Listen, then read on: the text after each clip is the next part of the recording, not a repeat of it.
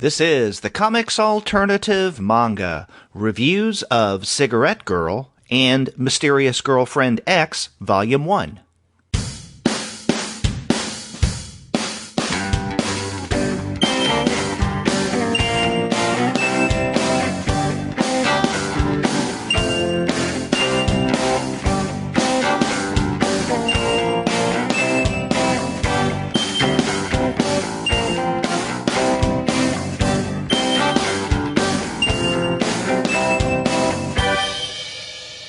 Hello and welcome to another episode of the Comics Alternative Manga. I'm Derek. And I'm Shea.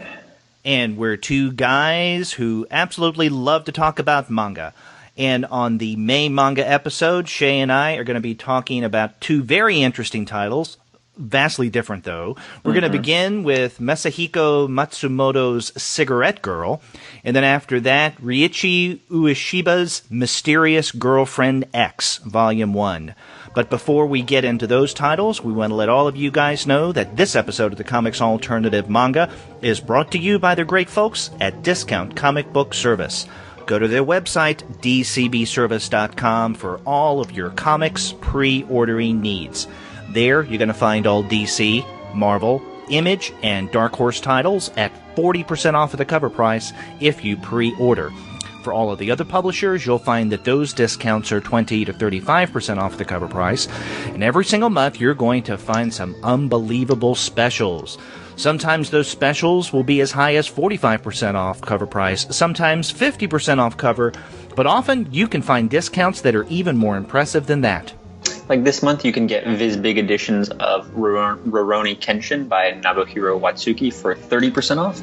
And you can get volumes of Akira, which we've talked about on the show, for 25% off. Yeah, you can always find great deals at Discount Comic Book Service, and you still have time to get in your orders for May. I know, Shea, we're at the tail end of May, but go to the website, see what they have to offer this month, dcbservice.com. You got to go there for all of your comics pre-ordering needs. And after you do get your manga there, please be sure to send them an email and tell them that Shea and Derek sent you. And Shea, I know another place where you can get great deals, but not on manga. What can you get great deals on? Coffee, tea, and chocolates. And this is at Just Coffee Co-op, another sponsor of this episode. It's a wonderful place to get your coffee, tea, and chocolates. All of their coffee is 100% fair trade, it's shade-grown, and it's organic certified. What's more, everything is roasted to order in small batches. There is no mass production whatsoever. And if you go to their website, justcoffee.coop, you can get 10% off your order, your entire order, by using the coupon code COMICS when you check out. That's right. So make sure you go there, justcoffee.coop, order your coffee, tea, and chocolates, use the coupon code COMICS. You'll get 10% off of your order. And remember, shipping is always free. Just Coffee Co-op, a great place to get caffeinated. Well, Shea, there has been a significant difference in your life between now and the last time we did this manga episode. That is true. We kind of talked about it on the last episode. I finished my undergraduate degree, so I'm one step closer to getting that PhD we were always promising people. That's right. And now it's official. You are a graduate of University of Texas at Dallas. That's right. And I am proud. Yes. To have completed all of that work. You know, and I'm proud for you. I wish that I could have gotten the opportunity to talk with you at the ceremony. In fact, it was last week that we had commencement, and I remember I was sitting on stage as faculty, and I saw you walk by, and you saw me as well. But, you know, the mall area was so crowded after the ceremony that we couldn't find one another. Yeah, I know you had wanted to get a picture, and I would have liked that as well, but it was pretty hectic afterwards. Yeah, it was. And yeah, I want to get a picture of both of us in our monkey suits so that we can put that up on the podcast. But you know, you'll be graduating again in the not too distant future. That's the plan. And the plan is for you to become a guy with a PhD talking about comics, including manga. And I hope that you are on the Comics Alternative up until and even after that time. That would be a very long running podcast, but I am more than happy to do it. Well, we've been going for almost 4 years now. Yeah. So it's not out of the question. That's right.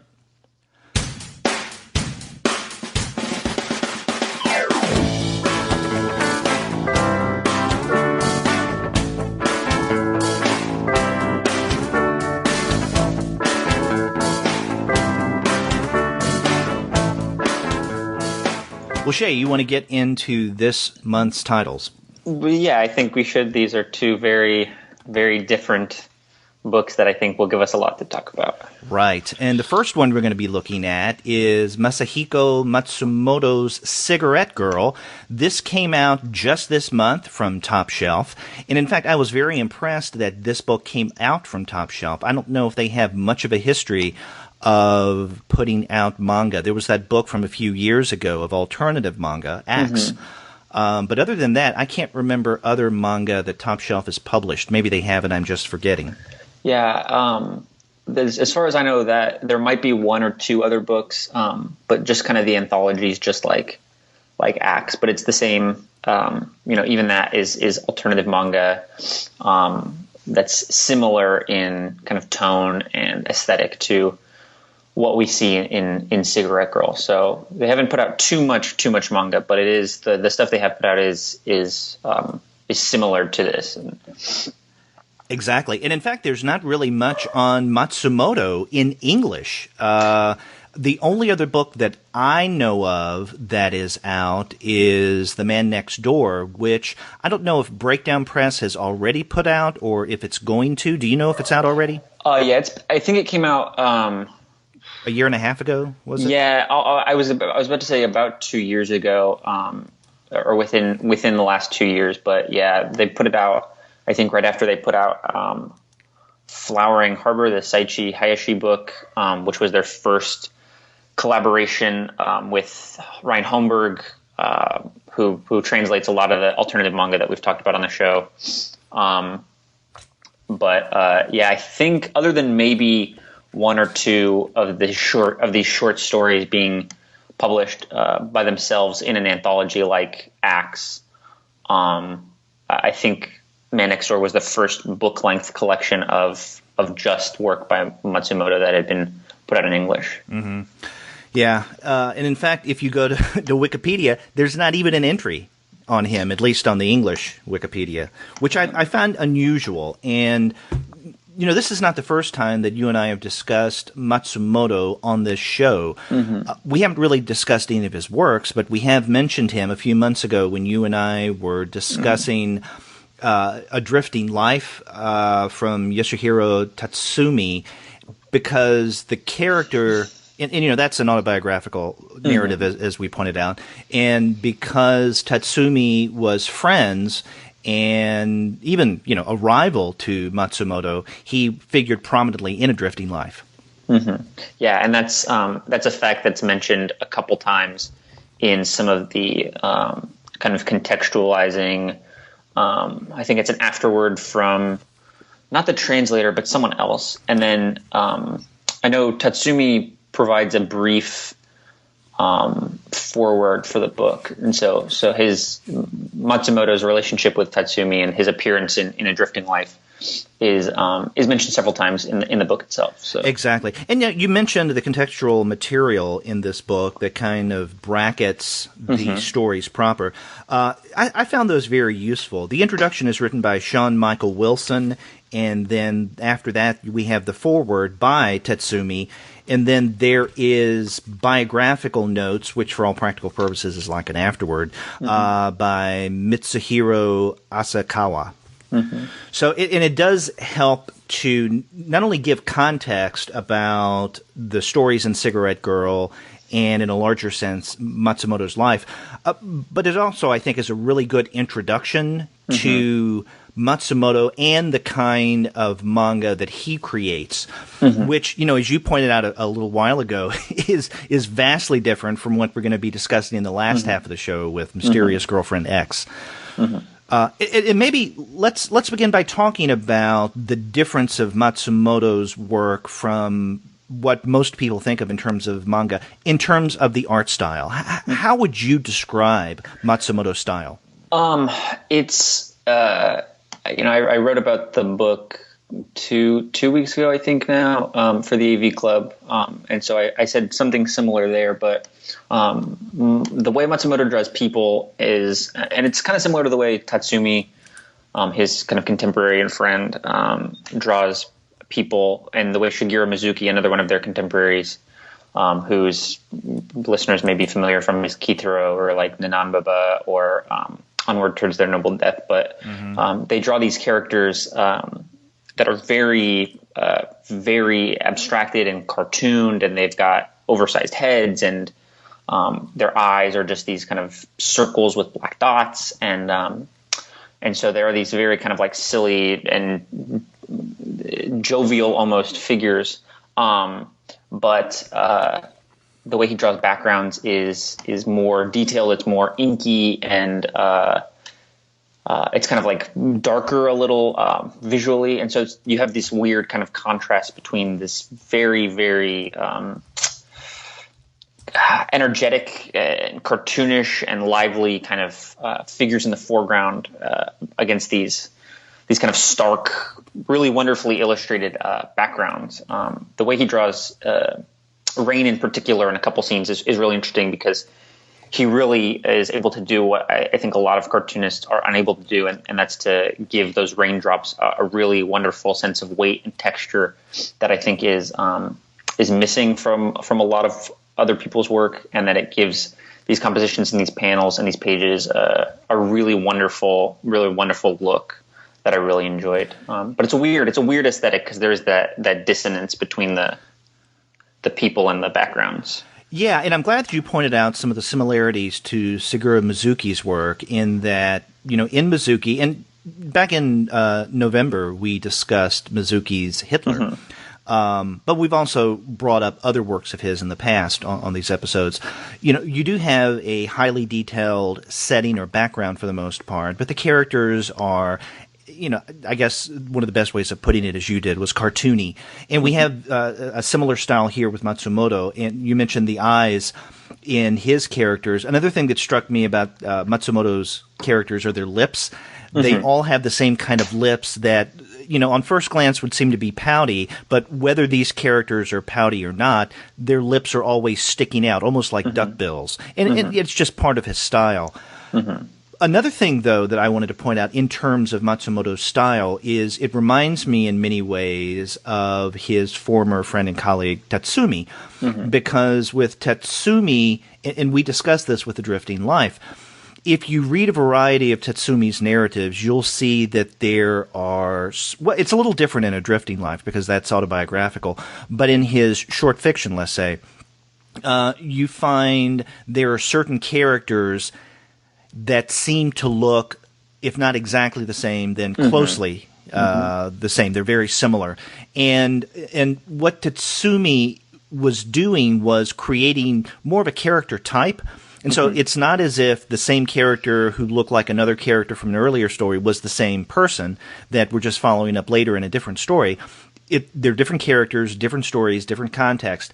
And you have something similar with Matsumoto as well, because in reading through these 11 stories that make up Cigarette Girl, many times I kept flipping back and forth to make sure that I knew who was who. But again, it's just a different kind of style. Another thing that reminded me of Tatsumi's work is not only the way that characters are represented, but also the way that they end their stories. They seem to end abruptly. There's no neat, easy conclusion. And I really like that. And I can't remember who it was. I think it was Sean Michael Wilson who mentioned this, that the word for this in Japanese translates into something like an obscure ending. This kind of ambiguous, just cold stop. Because in all 11 of these stories, you could turn a page and ask yourself, did I miss a page? Did I miss the last two that kind of wrapped everything up?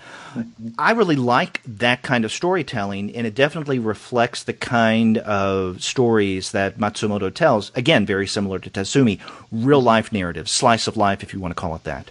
It is. It's. I know in the book it says these 11 stories are all from between 1972 and 1974, but I can't remember if they said exactly where they were published. I probably Garo, but yeah, and in fact, in the table of contents, there is a list of what original publications they appeared in. Okay, because it is similar to like you said, Tatsumi, but also Tadeo Suge's work, who we talked about on the show a while back. Trash Market, his book that Ryan Holmberg translated. Right.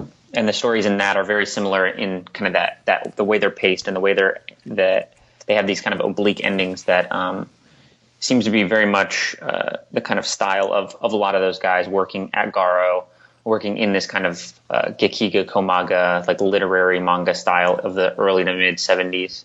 And it is a style that, like you, I really tend to enjoy. Yeah, and no, you mentioned translator. The translator, we should point out, I don't think we have yet, the translator of the stories in this collection is Spencer Fancutt. So that's who is the translator here, and Sean Michael Wilson is the editor. Another thing that you mentioned, Gekiga and Komaga. Now, we've talked about Gekiga before, especially when we were discussing a few months ago A Drifting Life, because Gekiga is the word that Tatsumi gave to the kind of manga that he created that were, let's say, more adult, more realistic narratives.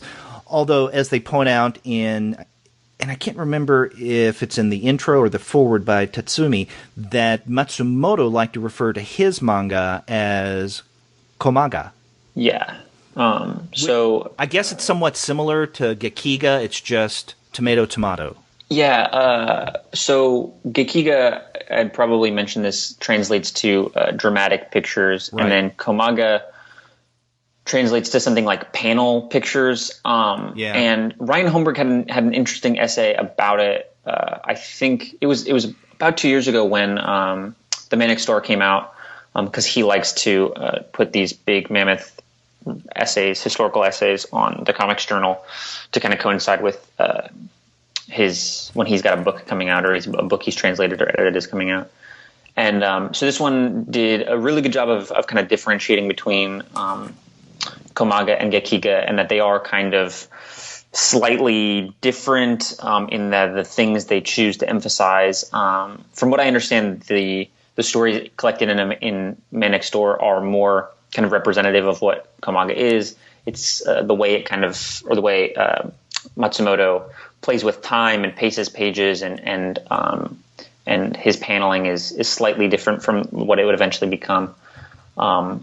But that it is different from the way Tatsumi and the other kind of Gekiga practitioners would play with their compositions and the way they inked and their subject matter and stuff like that. So I would really recommend that essay, because it does a much better job than I can of differentiating between the two. But they are sort of similar, yeah. Yeah, well, I mean, this is interesting. I'll definitely have to check out that essay, because, I mean, I'm curious about these nuanced differences between Gekiga and Komaga.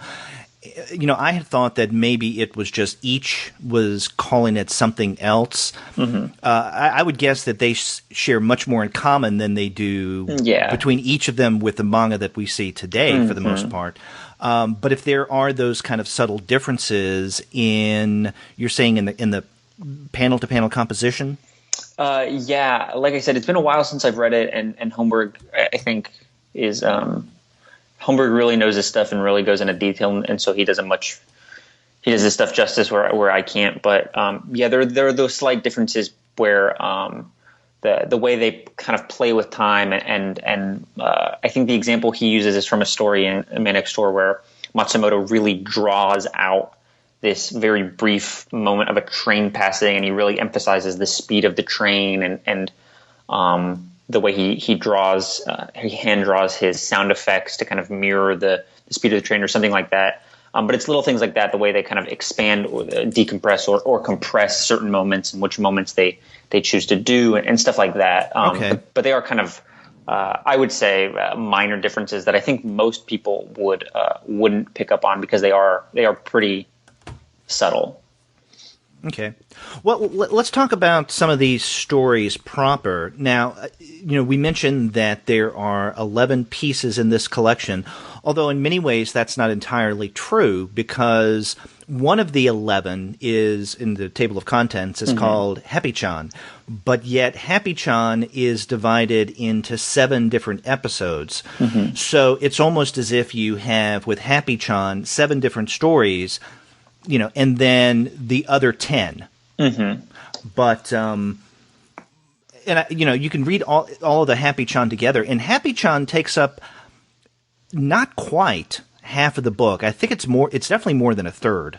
Yeah, it's a pretty, I was really surprised by that because, usually you see these guys working in very short, self-contained kind of narrative. So it was really interesting and surprising to see this extended, for lack of a better word, narrative.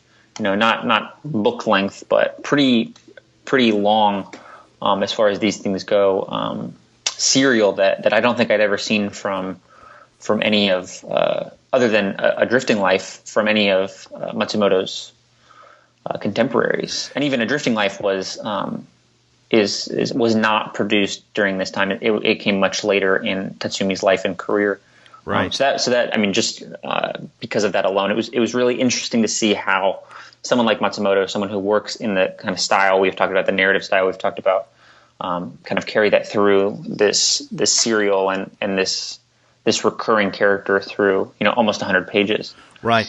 And I'm looking at the table of contents, and all of the Happy-chan episodes appeared in the publication Doyo Comic between, it looks like, November of 1973 and February of 1974.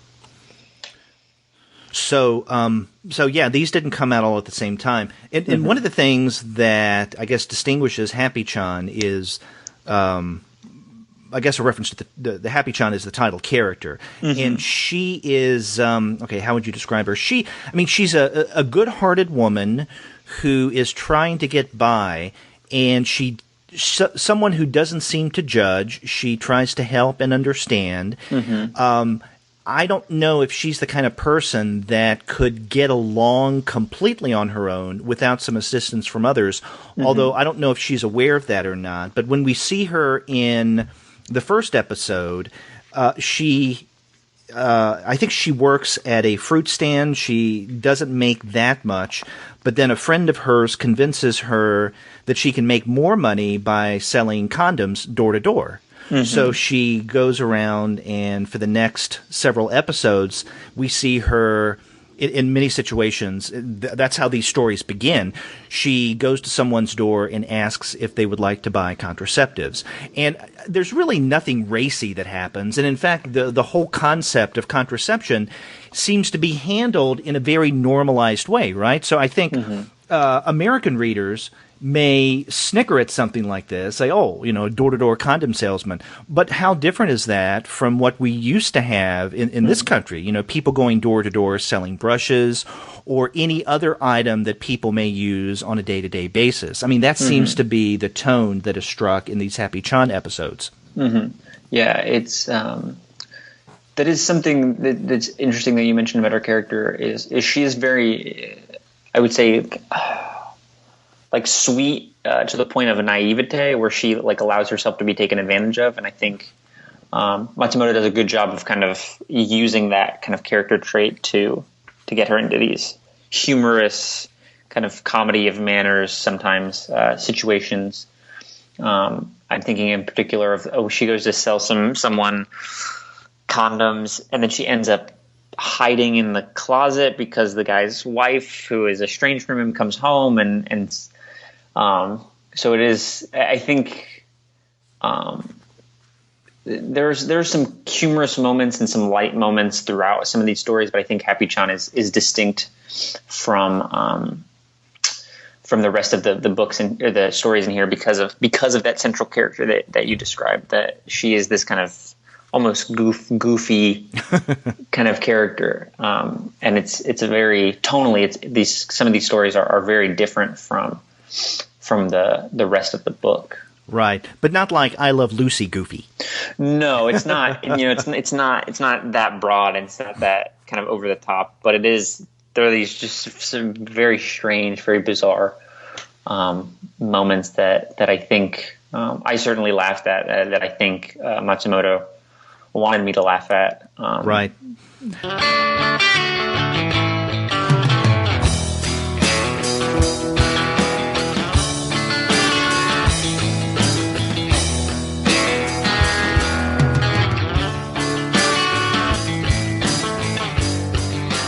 And in some of these episodes of Happy-chan, not all of them, but in maybe half, there's a character, Ito, and his son, what's his name, Kokichi.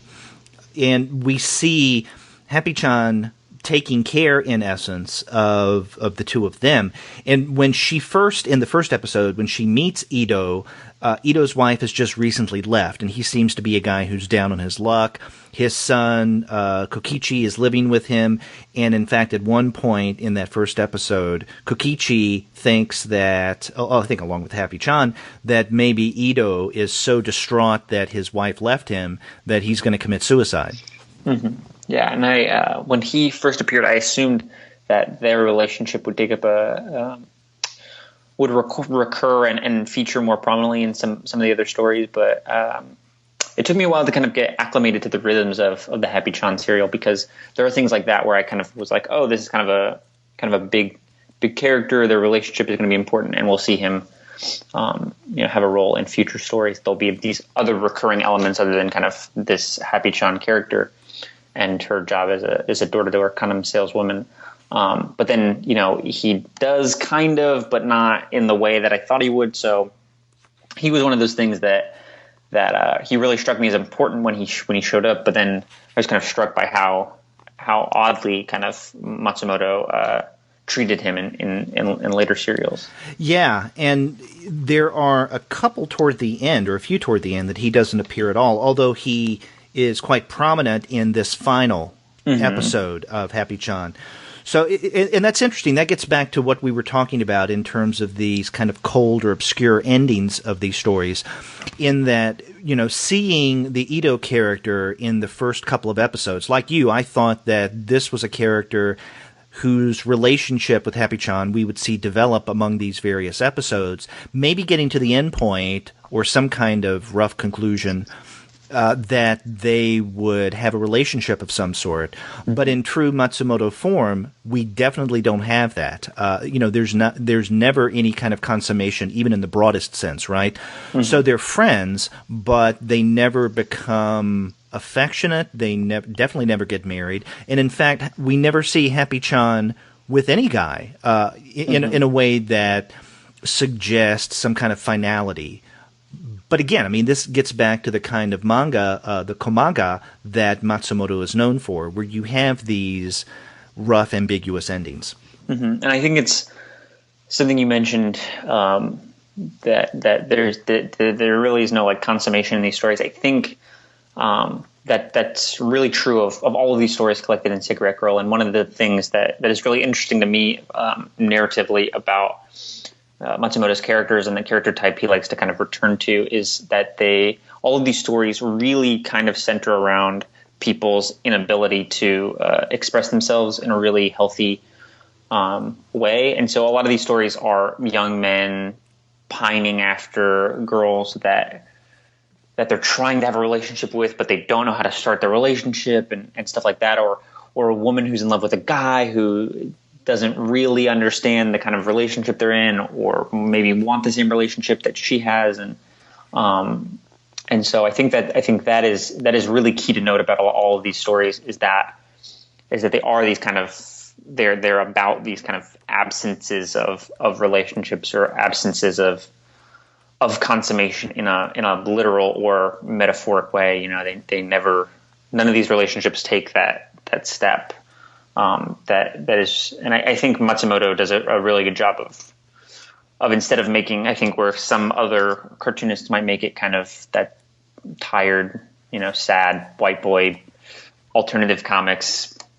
He does a really good job of really making you feel for those characters in a really solid and powerful way, I think. Yeah, exactly. This is definitely not emo comics. Yeah.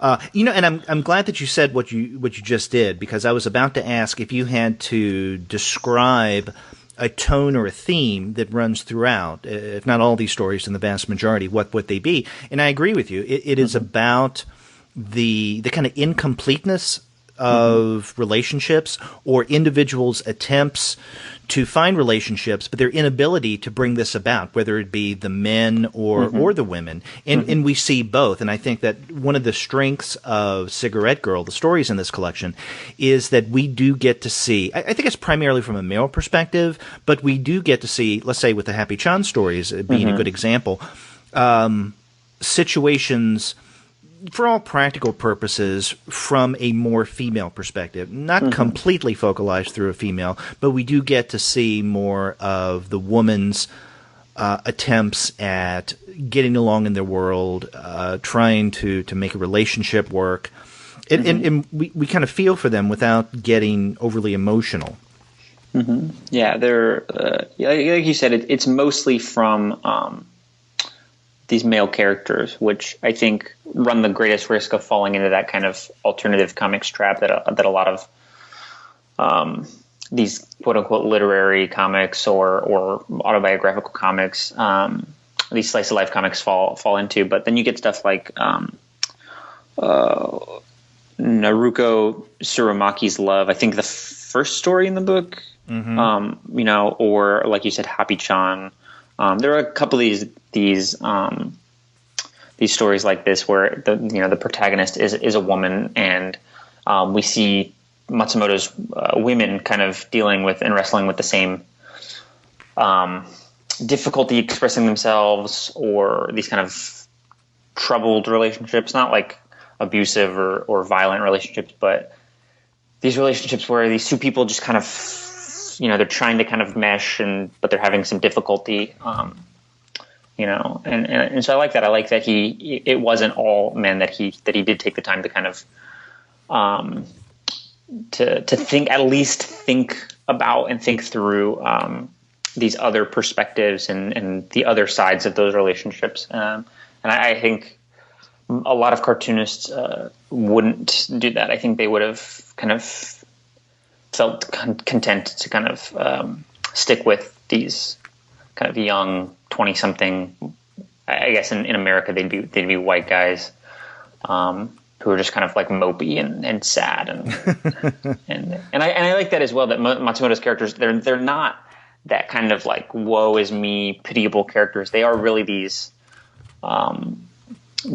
familiar characters who kind of act and express themselves in really like relatable ways. They're not like, whoa, my life is so horrible. They're like, well, I don't really like understand that, like we get that they're having like a difficulty emotionally, but they are like most of us when they are in those positions, they may not be aware of it. And I think Matsumoto does a good job of writing those characters as not being aware of their own kind of foibles and troubles. Right. And, I was looking at some stories that may be good to put side by side as a way of contrast.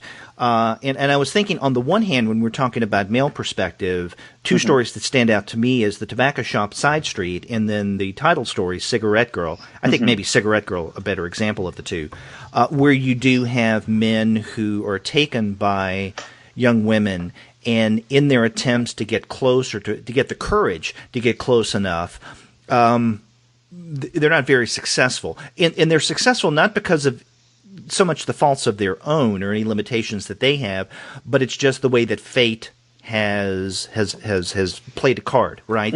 Like, for instance, the Tobacco Shop Side Street, you have a young man who is taken by a woman who works at a tobacco shop. And at one point toward the end of the story, he spends some time with her. Then at one point toward the end of the story, he goes back to see her, and the shop is torn down. and it's no longer there. He doesn't know where she went to, and that's the way the story ends. But then in Cigarette Girl, you have something somewhat similar going on. You have a protagonist who is rather taken by a young woman who works in a cigarette shop, but he can't get up the nerve to introduce himself. But there's someone who lives in the same building that he does that he sees her getting undressed, and it kind of throws him almost literally for a loop. And he uses that occasion to help him get over that shyness, yet he's still not able to get over that shyness in getting to know the Cigarette Girl. So now to compare that or contrast that to some female-centered stories. Now, we have already mentioned Happy-chan, but one of my favorites is toward the end of the collection, The Red Shoes. And we have a young woman who is on her way to work, and as she's rushing to work, she breaks a heel. And so she stops by a shoe repair shop. It's going to take too long to repair the shoe, so the guy who owns the shop says, well, why don't you just borrow this pair of red shoes and then come back after work and I'll have these fixed. And she makes the comment, but they're red, they're going to stand down. The guy says, no, they're going to look really nice. And so she's at work, and at one point she notices when she takes off her shoe for a moment that there's a little slip inside that says, what does it say? I love you, or something to that effect. And so she thinks that maybe there is someone in her office, because she took her shoes off, right, inside, to, who has a thing for her. Yet when she drops off the shoes on the way home, she discovers that the red shoes were actually owned by the shop owner's wife that she no longer needs. And so she thinks, oh, okay, well, that wasn't meant for me anyhow.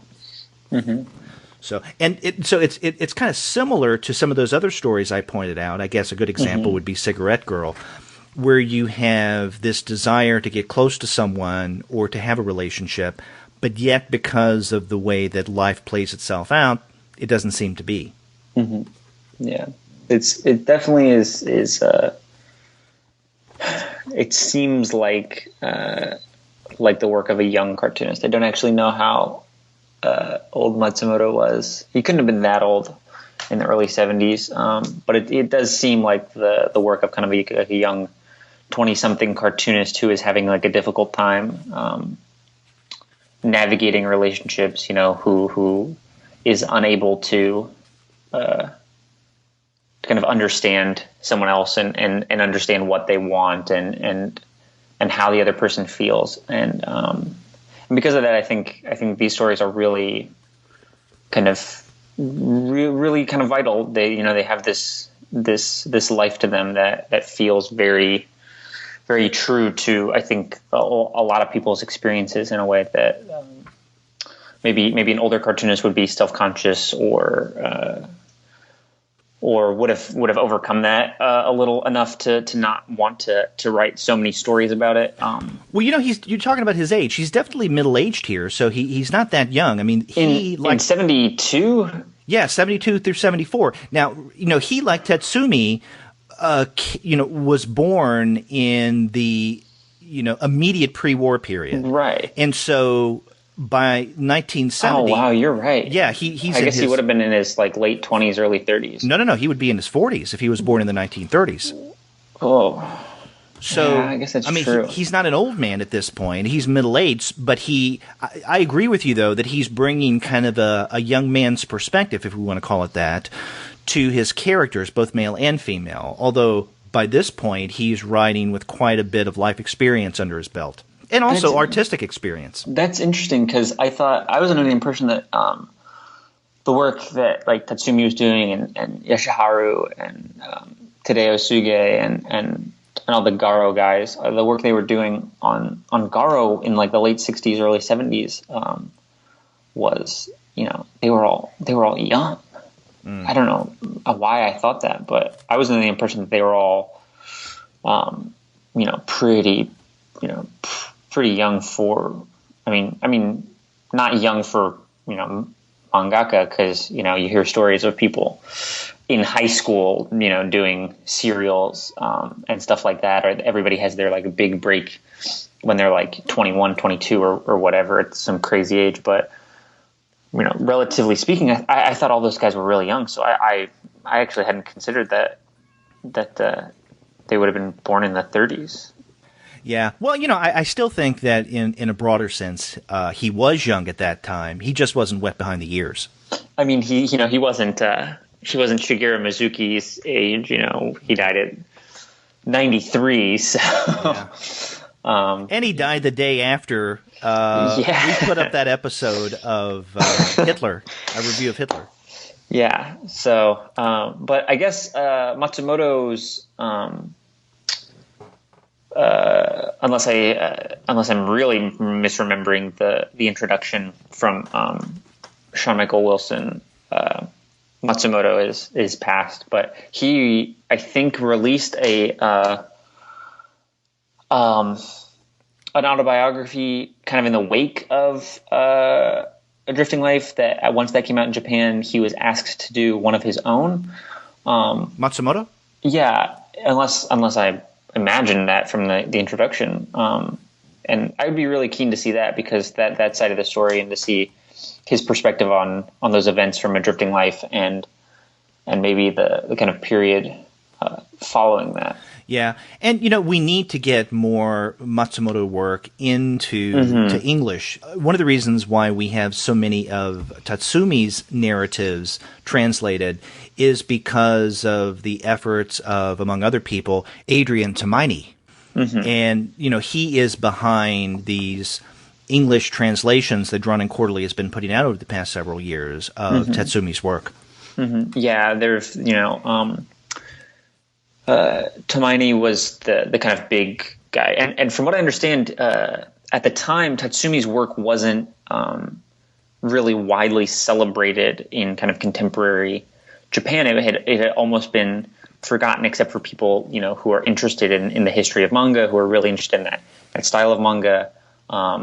But Tatsumi discovered it and brought it to the United States, and so Tatsumi was this figure that in the kind of history of manga that people had gotten in the West, because of I guess waning kind of popularity, Tatsumi's name wasn't one of those like Tezuka's who maybe Western fans of manga were really familiar with or aware of, and so Tamaini has done a really amazing job of bringing back Tatsumi, whose work is absolutely historically important, and whose work I think aesthetically is really interesting and worth reading. Tamaini's done a really great job of bringing Tatsumi's work to a new generation of audiences, definitely American, but from what I understand, Japanese as well. Yes.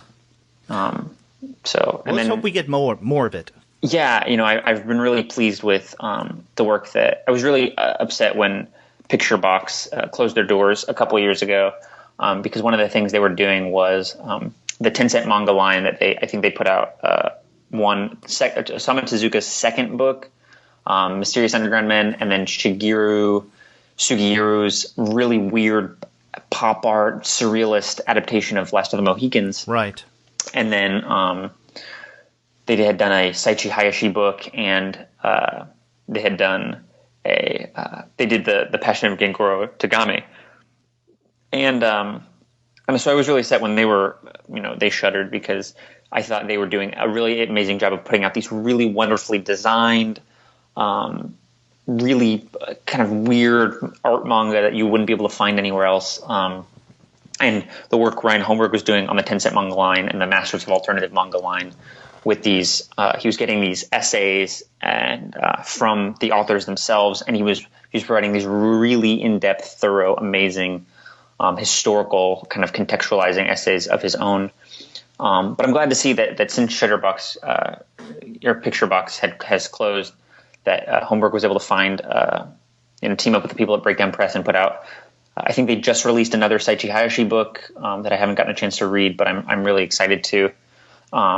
And then the Masahiko Matsumoto book, Man Next Door, and then he did Trash Market from Tadeo Suge that we've talked about on the show. And so if we could just have like 2 or 3 more Ryan Holmbergs who had the time and the skill and the and knowledge. Don't forget Ding Dong Circus. Yeah, he did Ding Dong Circus through Breakdown Press as well. Yeah. If there were just a couple more of him who had his know-how and had his ability to kind of sell publishers on these translations, I think that would be amazing, because the work he's been doing just in the last couple of years of getting these manga from the late 60s, early 70s that otherwise would never have come to the United States, come to English, is great. And I know some of that was done in partnership with, I think, it's like the Institute for like Japanese Culture in England or something like that. It's like a academic institution that has been able to give Holmberg some grant money to work on these, so I'm really glad that Holmberg is out there and doing these, and we've gotten this wonderful, wonderful work the last couple of years.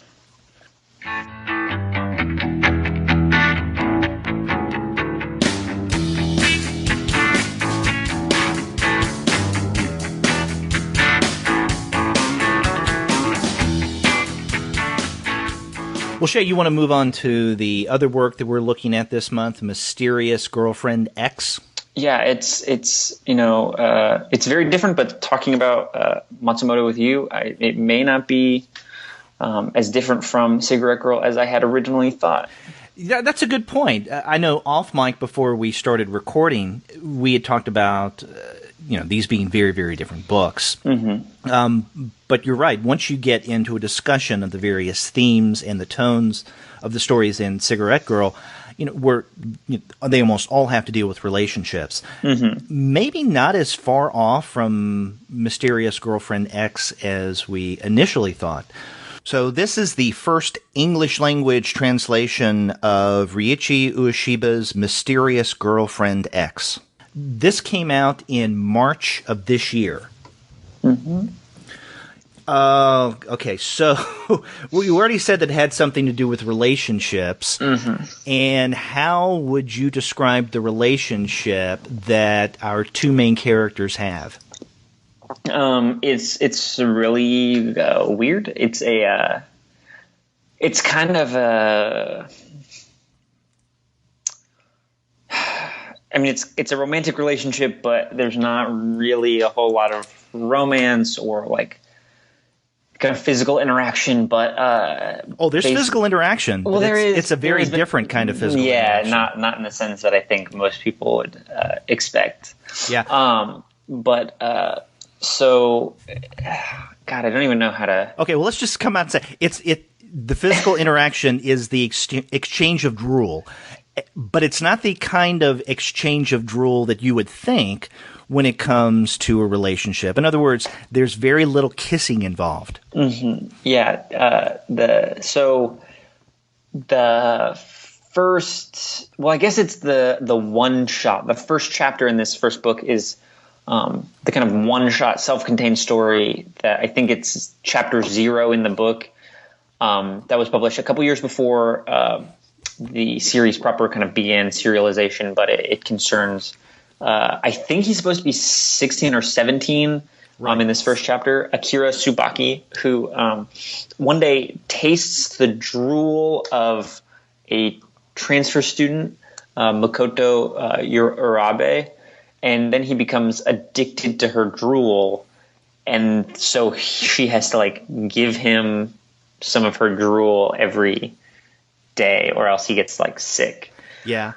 And that sounds weird, but I think it gets even weirder if you look into the details. Now, you mentioned that the first story in this volume, and by the way, this volume collects what was in the original Japanese, the first 2 volumes of Mysterious Girlfriend X. And by the way, Mysterious Girlfriend X ran from 2006 to 2014 in the original. And the stories we have in this first Vertical Comics volume includes those first 2 collected volumes that ran from 2006 to 2007. But this very first story, which is titled Mysterious Girlfriend X, we're introduced to Urabe, who is a new transfer student, and she seems very different. Both the boys in class and the girls especially the girls, try to make friends with her, but she in essence, tells them, I really don't need friends.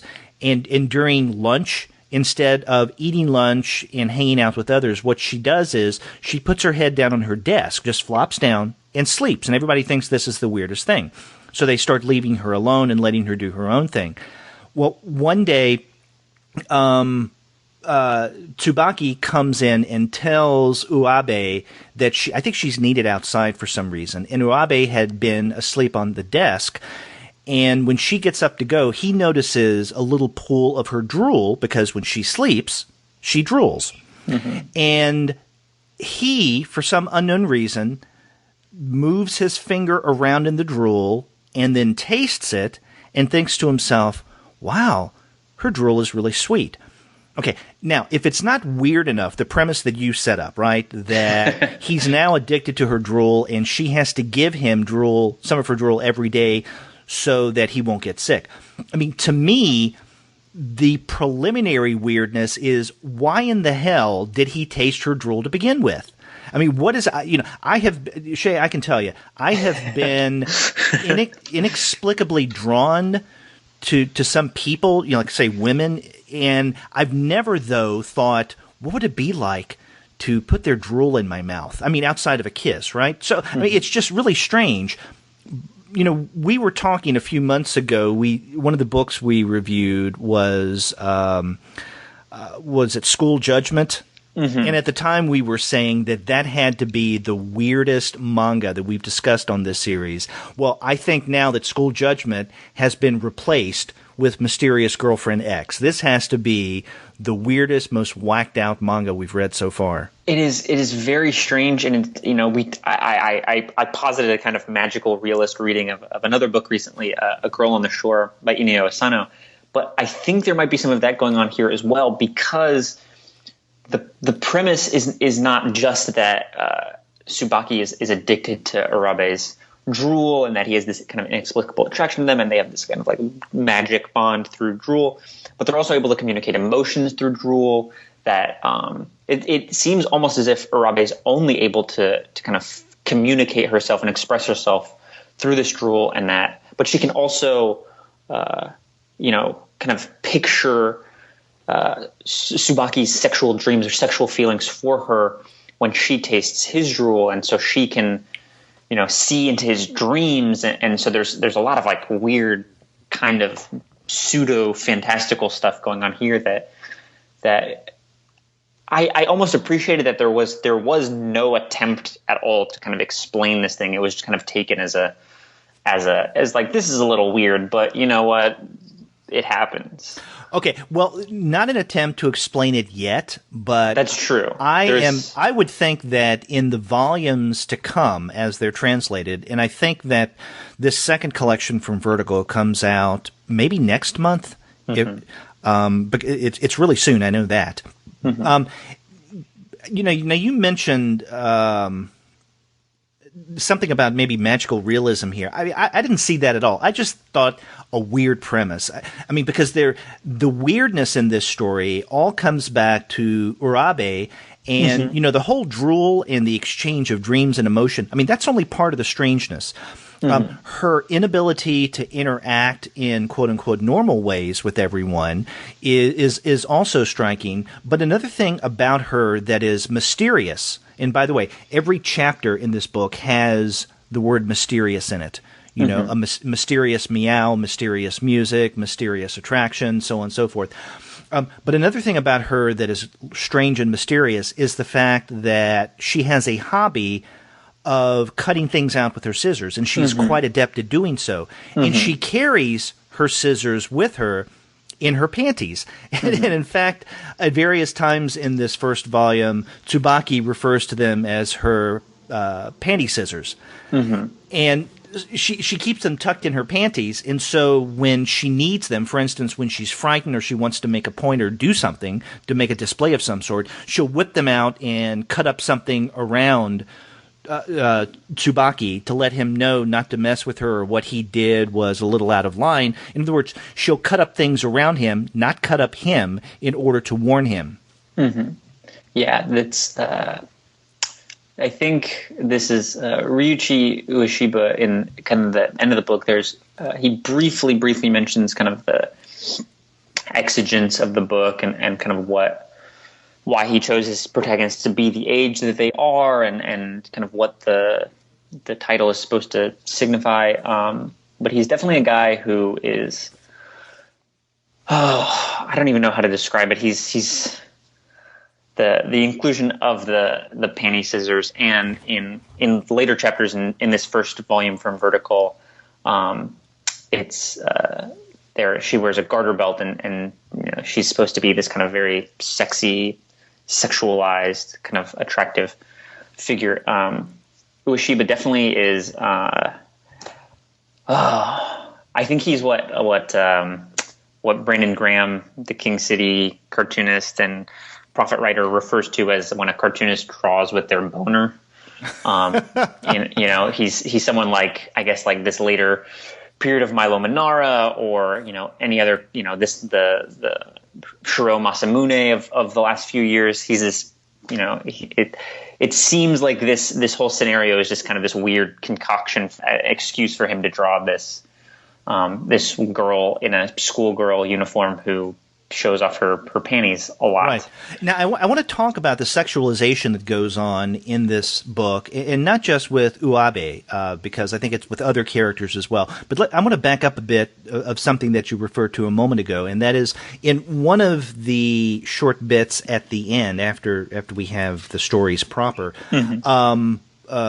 Ueshiba mentions that he sees Mysterious Girlfriend X as an example of the boy and robot story, right? And I think, and I'm convinced this makes sense. He says that when it comes to a lot of manga, there is a young boy who encounters a robot and develops a relationship with the robot. They become friends, and he and the robot go on various adventures. So on the one hand, there's this close friendship.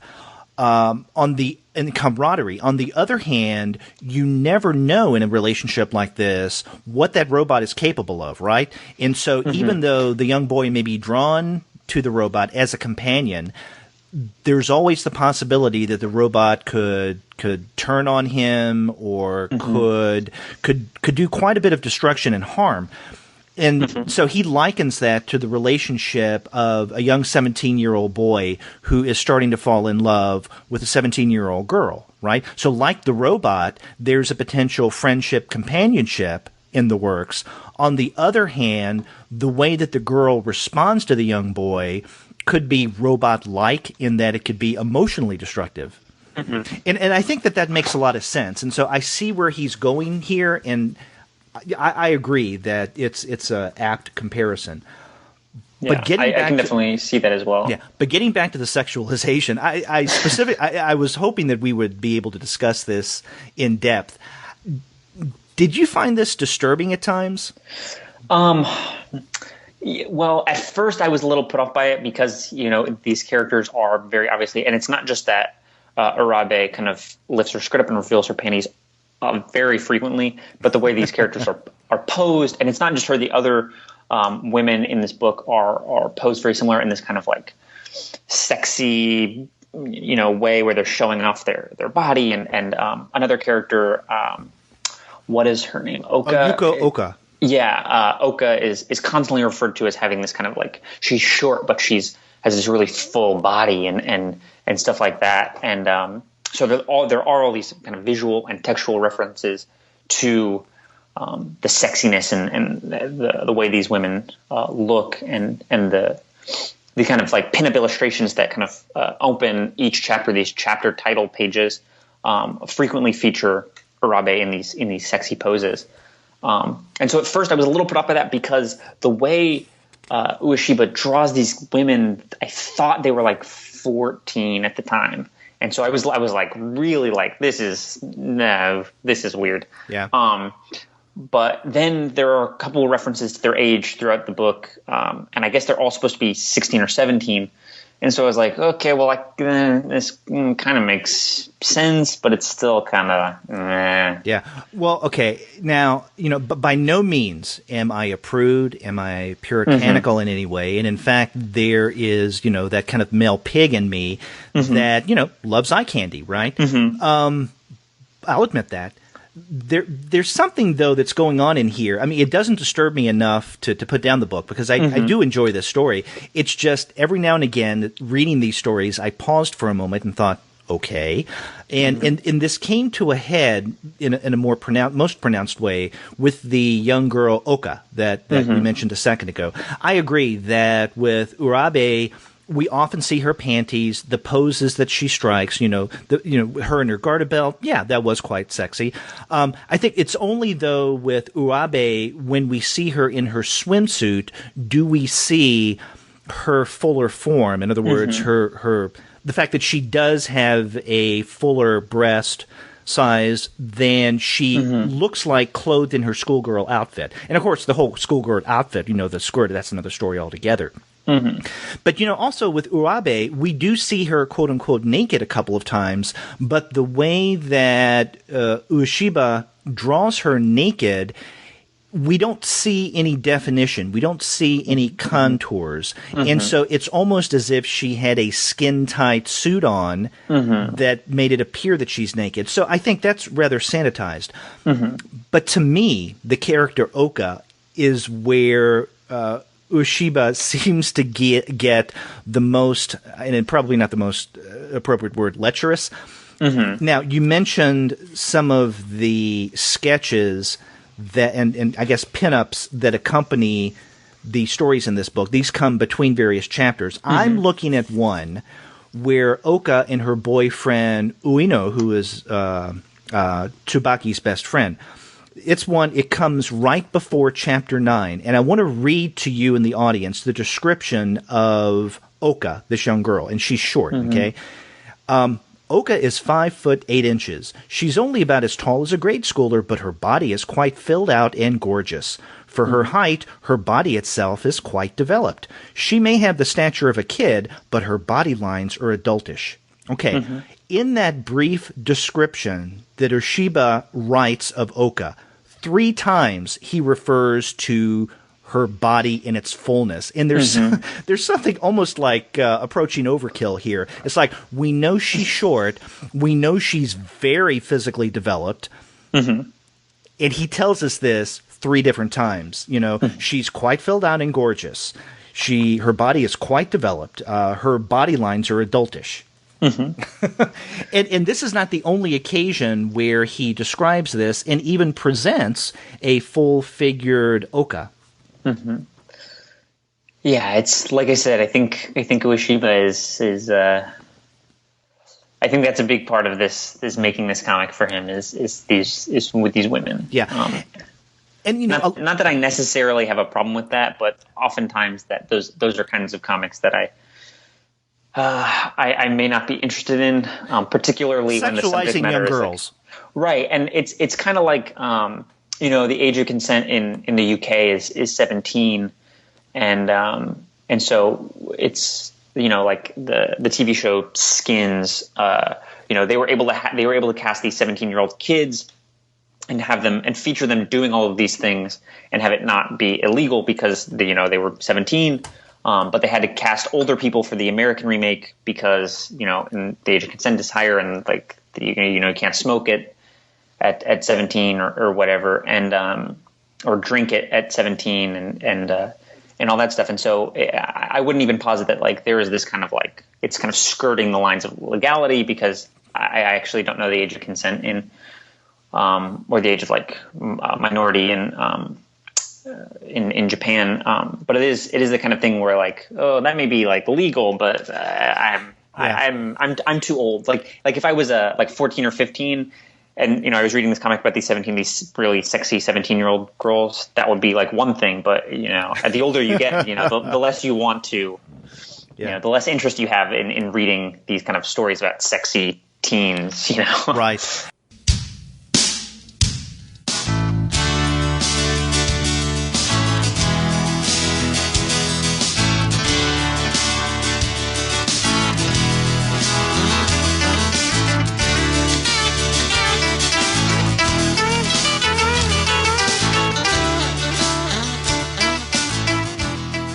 And, I think something that even compounds this further is many of the splash pages that introduce the chapters, you will find some of these characters, like Tsubaki, Uabe, Oka, and Ueno, various characters throughout.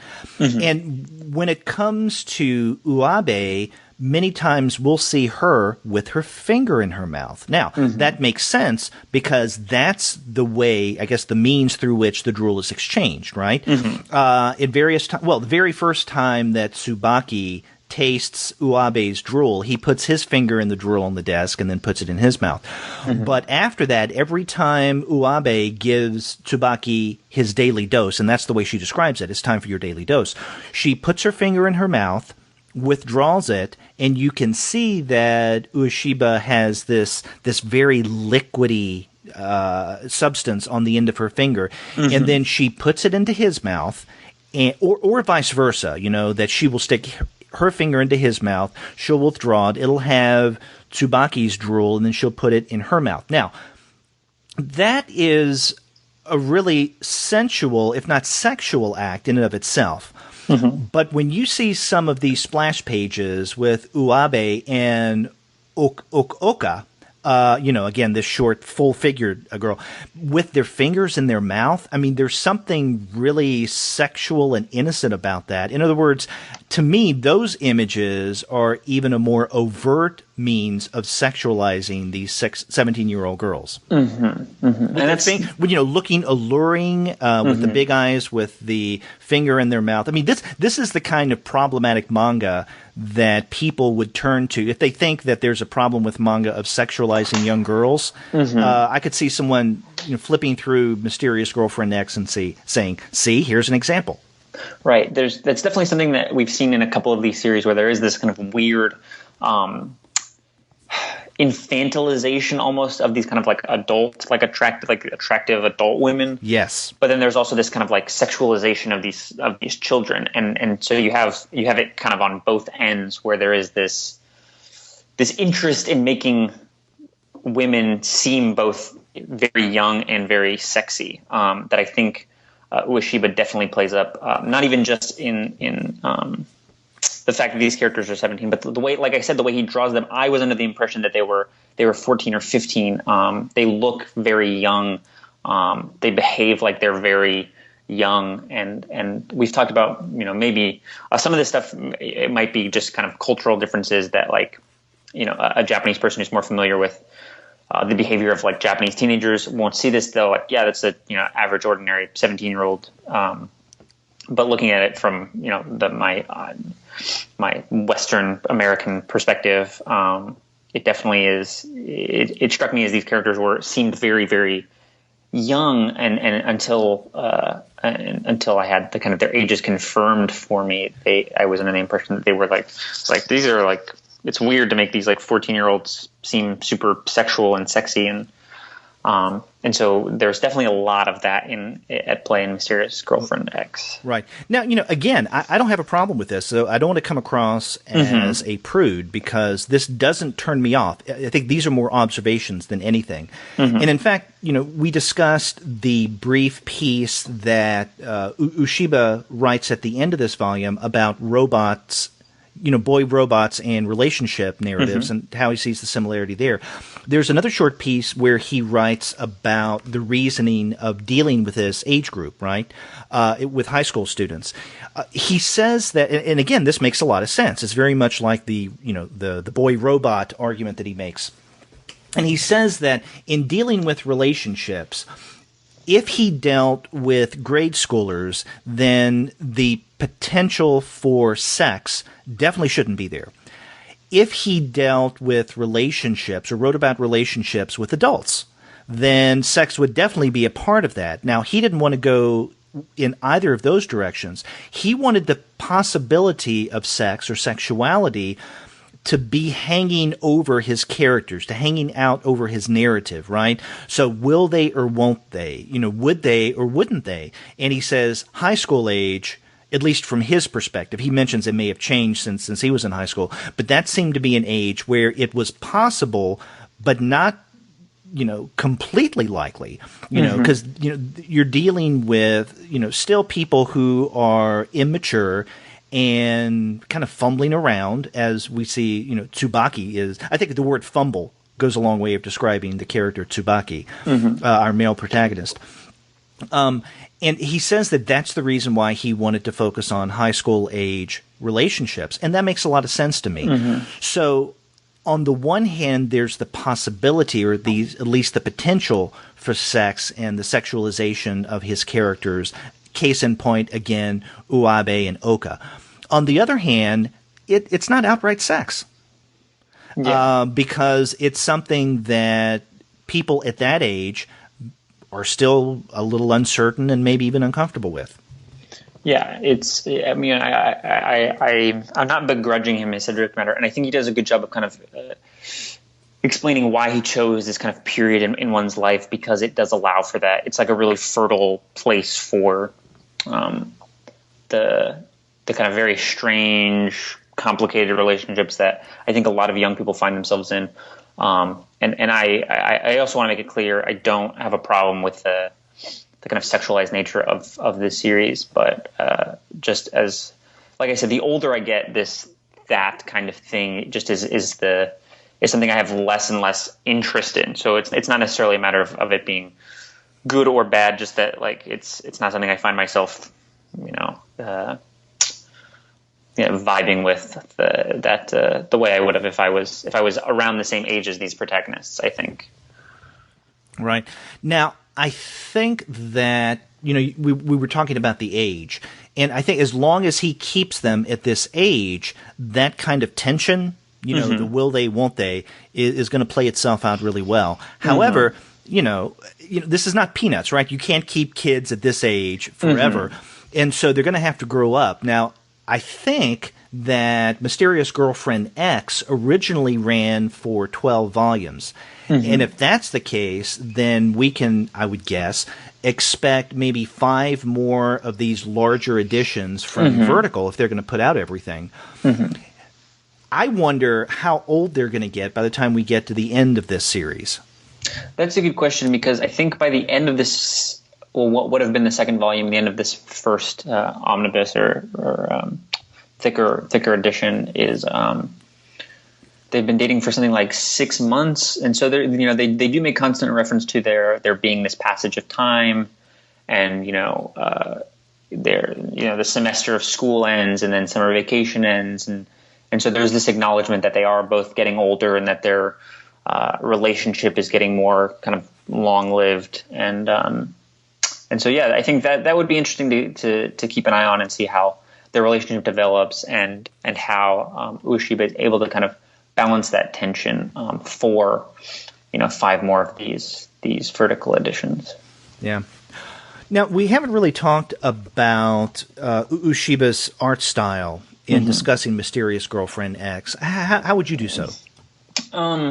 Yeah, that's actually the thing. I think the thing about Mysterious Girlfriend X that really struck me the most is I think this is a really well drawn comic. I really like the way he draws people, and his pages often have something similar to what another author we've talked about on the show, Hiroaki Samura, does sometimes, where he leaves the kind of naked pencils intact. He doesn't ink over them, and it leaves this really interesting texture that I really enjoy, that you see a lot in Mysterious Girlfriend X, and I think he does a good job of drawing his men and women in these dynamic poses, and he makes these pages that are essentially these. It's essentially a comic where people talk to each other. He does a good job of making that visually interesting. The way he kind of lays out his pages makes it really easy and enjoyable to read, and really, you want to keep reading. You want to get to the next page. You want to read the next page. But I think, there are a couple pages, these double page spreads where Tsubaki has dreams about Urabe that take place in this weird kind of and they're almost erotic dreams, right? And it's them on a bed, but the bed is on this kind of like pillar that's in the middle of this like Escher hyper dense city thing that looks really cool and is populated by all these kind of weird looking figures. And so there's a couple of those. You don't see them too much in the second half of the book, but they pop up, several times in the first half. And he draws those really well, and they're really cool to look at. Just the way he designs this space and the way he renders that space, with the level of detail he gives that space, it makes it really cool to look at and really interesting compositionally and aesthetically. So I was really taken with Ueshiba's art and his cartooning overall. But what about you? Yeah. Oh, no, I think you described it really well. One of the things I was going to say, and much less sophisticated than what you just mentioned, is the fact that the art reminds me of the kind of illustration that my daughter does, or at least she used to do much more frequently than she does now, because she, like many, and not just girls but even boys her age today especially, much more taken by manga and anime than they are by, for lack of a better term, American comics. And so if they draw something, chances are it's not going to look like Jack Kirby, it's going to look like manga or anime. And that's the way that Zoe would draw many of her characters, even if she tried not to make them overtly manga-like. They still looked like manga. You could tell they were influenced by that. Even to the point that Uabe, and we haven't mentioned this, we rarely see her eyes because she has a lot of hair, especially long bangs. And if we do see an eye, usually it's just one. And many times my daughter would draw in that manner. And also the various poses that Uabe especially strikes. You mentioned that it adds this kind of dynamism to the narrative, which is, primarily based on conversation. And those are the kind of things in the poses, I think, that I would see Zoe draw. To contrast this with the art of Matsumoto in Cigarette Girl. And in fact, yesterday I showed Zoe Cigarette Girl, and I said, "Does this seem like manga to you?" And she flipped through it. She said, "Not the kind that I read."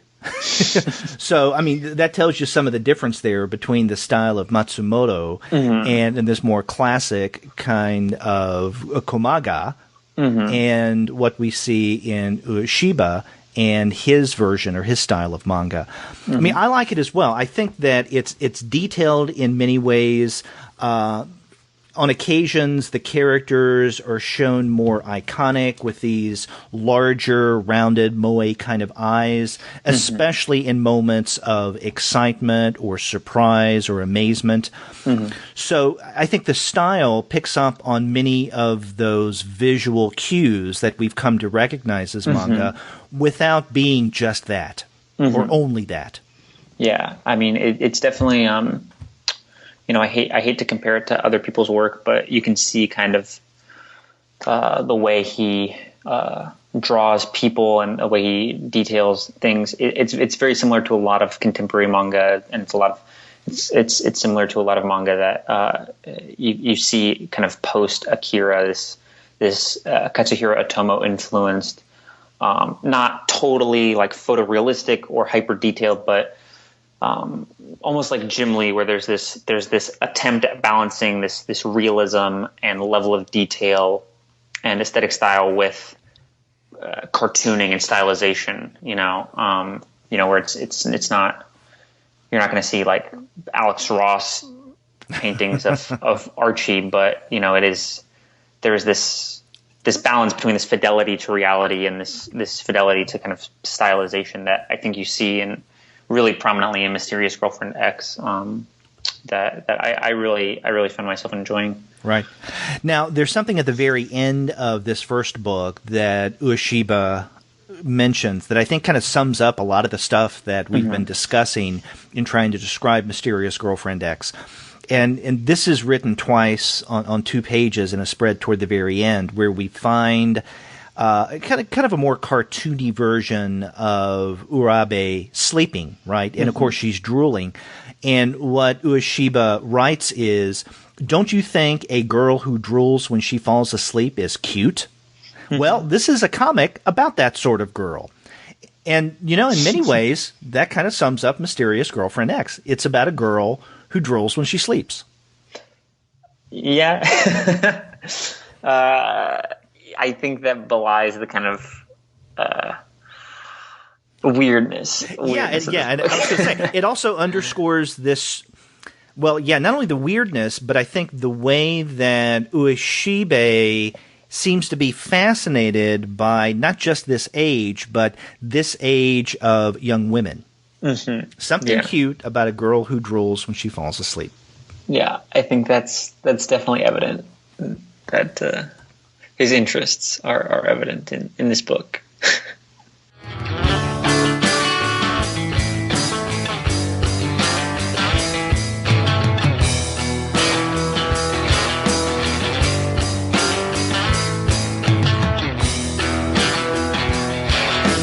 Well, two very different books, but we found some connections. We started off with Masahiko Matsumoto's Cigarette Girl, which came out this month from Top Shelf, and then the first volume from Vertical Comics of Riichi Ueshiba's Mysterious Girlfriend X.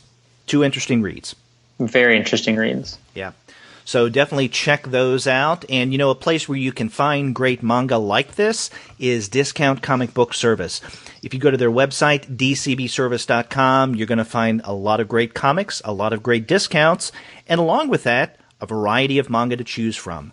And while you're waiting for those books to get to you, well, order yourself some coffee from Just Coffee Co-op. Remember, go to justcoffee.coop, and upon checkout, make sure you use our coupon code COMICS, which will give you 10% off of your order. And after you do get your manga and your coffee and tea, get in touch with us and let us know what you thought about this month's manga episode. If you go to the website, comicsalternative.com, you'll see that you can leave us a voice message through SpeakPipe, which is really simple to use. Or you can call us the old-fashioned way. Our phone number is 4153-COMICS. That's 415-326-6427. And you can email the both of us at the Comics Alternative, or two guys at comicsalternative.com. You can email me specifically at Shea at comicsalternative.com. And Derek, how can they get a hold of you? At Derek at comicsalternative.com. It's neat how that works. You can also find us all over social media, including Twitter, Facebook, Tumblr, Instagram, Google+, Goodreads, Pinterest, and YouTube. You can subscribe to the podcast through iTunes. You can stream us on Stitcher. You can also find us on TuneIn. You can listen to the show now through Spotify. And if you're an Android user, Google Play Music. But you can find every single one of our episodes, as well as the reviews and the comics-related commentary that we post on our blog. And that's by going to our website, comicsalternative.com. So a lot of ways for people to get in touch with us. Yep, almost all of them. That's right. So we will be back next month with another manga show. Until then, I'm Derek. And I'm Shea. We'll see you later.